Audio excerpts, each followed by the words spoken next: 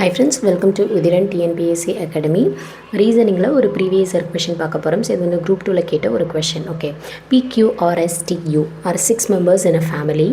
அதில் 2 married couples இருக்காங்க. ஓகேவா, இதில் T அப்படிங்கிறவங்க வந்து teacher married to a doctor who is the mother of RNU.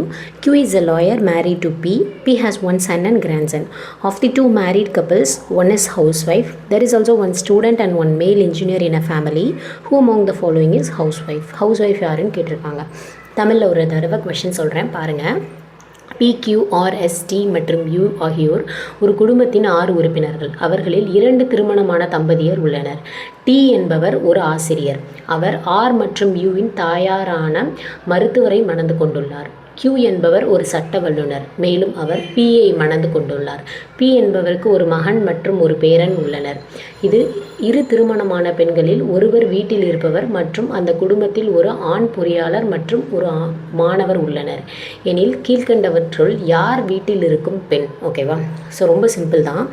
பாருங்கள், இதில் என்ன கொடுத்துருக்காங்கன்னா PQRSTன்னு இருக்காங்க. T அப்படிங்கிறவங்க டீச்சர். ஓகேவா, ஸோ டீன்ற ஒருத்தவங்க வந்து டீச்சர். ஓகேவா, ஸோ இவங்க என்ன பண்ணியிருக்காங்க அப்படின்னா யாரை கல்யாணம் பண்ணியிருக்காங்க?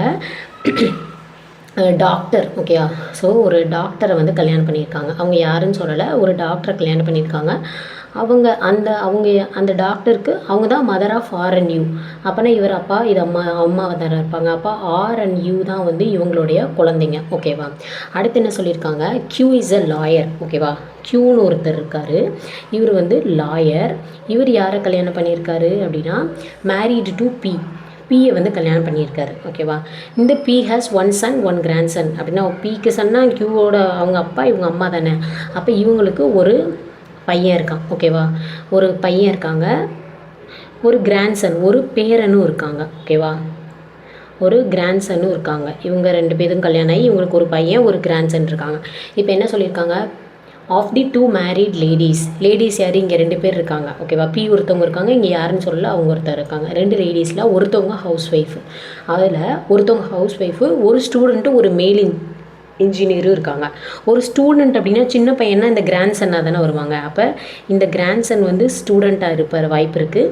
சன்னு வந்து இன்ஜினியராக இருக்கிறதுக்கான வாய்ப்பு இருக்குது. ஓகேவா, அப்போது என்ன கேட்டிருக்காங்கன்னா which among the following is housewife?